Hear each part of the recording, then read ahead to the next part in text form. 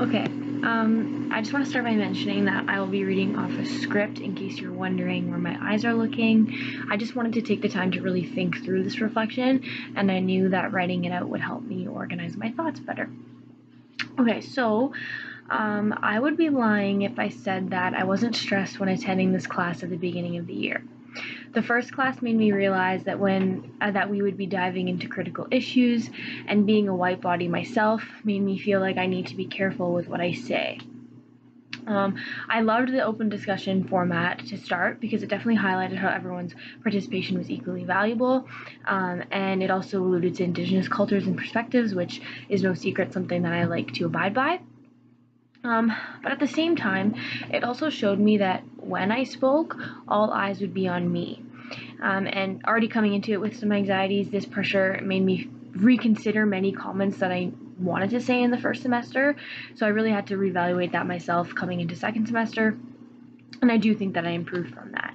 I also think that my struggle is related to the fact that I've only ever had one other racialized teacher, and that was in one semester course in university. And you really didn't get to make connections with your teachers when you only had them for half a year. So that was definitely a new experience. Being from a predominantly white community with little diversity made me nervous to participate in a classroom of diverse teachers with diverse races, cultures, identities, and experiences, specifically when the content is related to just that. As stereotypical as this may sound, I was so used to the racist uncle at the dinner table experiences amongst my friends and family that I didn't know how my participation in this course would be viewed. Diane Goodman's article titled "The Cost of Oppression to People from Privileged Groups" was one of the readings that I think resonated with me the most in this class, and one that helped me better make sense of how I was feeling and why I might be feeling that way, specifically as a white body. In this article, Goodman points out a few reasons why people in dominant groups are also affected by oppression, and some of these reasons helped me understand why I felt anxious when starting the course. One psychological cost that Goodman describes is how people from privileged groups have limited self-knowledge and are denied information and opportunities to understand society as unjust. I came into this course with the hopes to develop the skills and confidence to contribute to social change, but like I just said, I'm from a community where social issues are not always recognized, and I'm therefore not able to explore them further. So I often see myself as the person wanting to speak out, like I said, at the dinner table, but I'm constantly urged not to so that I don't cause a scene or a fuss. So I'm rarely able to develop my own role in that society. So I really connected to Goodman's point on that. Another point that Goodman addresses in that article is the social cost, which is how dominant groups can feel isolated from those who are different from them. So it goes the other way, how we talk about it in class. Some of my moments of struggle in this course, I think, were for me feeling so distant from the experiences that we discussed. One perfect example of this is when Michael came into the class as a guest speaker to share his transition story. And I'm not gonna lie, I felt the discomfort that Goodman highlights because I didn't know how to react. I've never really had that experience with someone in that body before. And I never really understood or even like cared as much to understand how gender is in fact on a spectrum. And I did honestly find myself trying to determine when listening to him what parts of his story were true and which were false. And it was only later in the course, specifically when we had that second speaker share his story, where I realized I initially acted in ignorance, and I can admit to that. As an educator, it's not my job to understand why someone is the way they say they are or whether they're telling the truth. It's my job to accept whatever that it is that they say they are. So just like Goodman argues, if oppression wasn't so vivid in our society as it is now, then I don't think I would have felt such distance and discomfort in the first place. Goodman even mentions how guilt and shame is another moral cost of oppression, and I indeed felt this way after realizing that I, as a heterosexual individual, had internal, but still initial judgments which ultimately made me part of that whole social problem that we are trying to fight in the first place. Goodman's second article, I absolutely love it. We read was the tapestry model. That one really stuck with me, and I think about it all the time. The metaphor of our identities is intersectional, like thread in the tapestry, really helped me envision what it was that we were studying, and helped me kind of sort through my struggles when trying to understand identities that were different from mine. So the Goodman's whole analysis of how our identities are threads and can sometimes be loose when they are less acknowledged or tight when they conflict with something else. It really, for me, illustrates the uniqueness of each of us. And I especially like when she talks about how the back of the tapestry is full of knots and loose threads, which makes me think about my own identity and how my threads, which I'd say represent one for my education, one for my gender, one for my whiteness, are not clearly woven on the back. I stress myself out and I get anxious because my education and that identity conflicts with my other identities. So just like I said, sometimes that identity is hidden to prevent me from being the cause of chaos at the dinner table. I won't show my education identity to ensure that my other white family and friends remain comfortable. And that's a problem that I need to work on. And I think that I've developed that throughout this course. There is definitely one main idea that I think I've taken from this course, and I think the best way to explain it is through a story, specifically through an experience that I just had on the weekend, and I think was super relevant to this. I was with my partner last weekend, and I came across a tweet in response to the horrible mosque shooting in New Zealand. I told him after reading the tweet that it perfectly describes how I felt about social issues, and I read it out loud. So the tweet said, "Dear white people, if we are not acknowledging, utilizing our privilege to be allies in supporting people of color and their efforts against white supremacy and racism, then we are contributing to it." I wasn't expecting this tweet to produce such a lively discussion between my partner and I, but I think it was a discussion that needed to happen. Most importantly, I don't think that it was a discussion I would have had if I didn't take this course. My partner has never really been exposed to issues related to diversity and equity, so he was a little confused with what the tweet meant. He's from a town even norther and whiter than my own. Terms like white privilege and male privilege are things he's never heard, but I tried to explain them to him by telling him that as a white male, his voice is incredibly powerful in society. Because these terms were new to him, I also reiterated the fact that this type of privilege doesn't necessarily mean that he's advantaged for being male and white, but more so that his gender and race does not disadvantage him in life.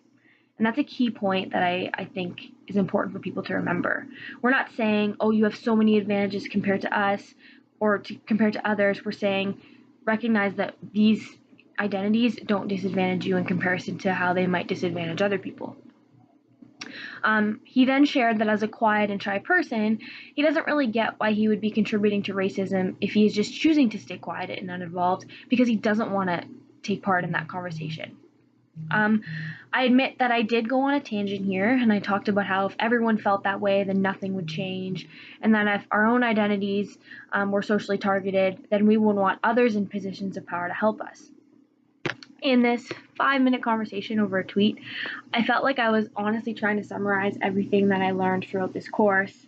It was a really neat experience.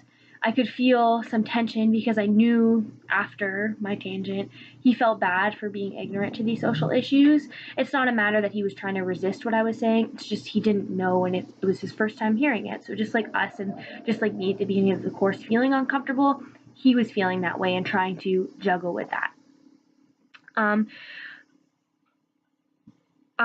Like Goodman's tapestry model suggests, my partner's white male identity seems to be conflicting with this new identity as a partner to a female who cares about social justice issues. And I think that's another thing that is important to remember with Goodman's article is that our identities continue to thrive and grow. And with him, he may have grown up differently, but now coming into my life, he's able to expand that tapestry. And yes, there might be some conflict with what this new identity is in comparison to what he knows, but that's what intersectional identities is all about, and that's what learning and growing is all about. So yeah, his identity as a member of this white Christian community did cause internal doubts on what he thinks he should and should not do in the world, specifically in those situations as to whether he should stand up or be quiet. So it was interesting.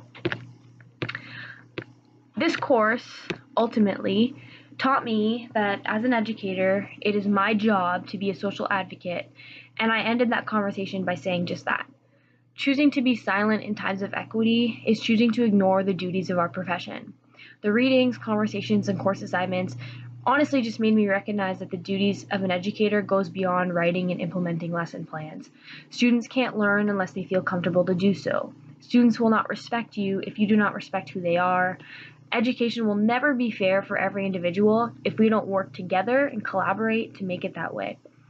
Our individual differences as humans will never be respected and included if we choose to be silent. In my career, I plan to look for opportunities to learn how to better serve as a social justice advocate, regardless of who or where I'm teaching, even if I am to return back to my home communities. It's important that I take this knowledge with me. Paul Carr's article on the 15 things that as students can do to transform ourselves has actually been a really great starting point for me to continue this learning process. His 5th suggestion, which is history is not unidimensional, is a great suggestion for me to follow, as history is my second teachable. And I know that as a Canadian and World Studies teacher, I have the responsibility to make sure that my students know that everyone has their own version of history, and informing my students of perspectives other than the traditional white Christian settler narrative will help produce learning content that is in itself equitable. As an English major, his 11th suggestion resonates with me even more. I can and should seek out authors far from mainstream culture to ensure that my students have opportunities to read diverse level of content. Teaching strictly from the canon provides minimal opportunities for students to learn beyond that tradition. And just as we should respect the diversity of our students, so too must we recognize the diversity in teaching and learning material that we have available to us. But I just wanted to make one final comment on how this experience has and will continue to help me in my teaching profession. There's a photo, which I meant to have on me, but I don't know where my phone is, of the two, equality and equity. We've shown it multiple times, and it's people standing behind a fence. And I know that you know what I'm talking about, because we see it all the time. So this photo is often used to explain the difference between equality and equity, and I've always loved it. It clearly shows on that equality on that side is about giving everyone the same resources, so giving everyone the same box to see on top of the fence. Equity, however, is about giving each person the resources that they need to be successful, so giving someone 2 boxes and someone no boxes in order to ensure that each of them can still see over the fence. Now, after being a part of this course, when I look at this photo, all I think about is the fence. To me, equity is about asking why we even have a fence in the first place, and considering what we can do to ensure that we remove that barrier for our students. I think it's a really neat twist because I've never really heard that brought up before. But yeah, maybe thinking reactively, but also thinking proactively, finding ways to remove those barriers for our students. So that's all I have. Thank you for listening, and again, thank you for such an eye-opening experience throughout this past year.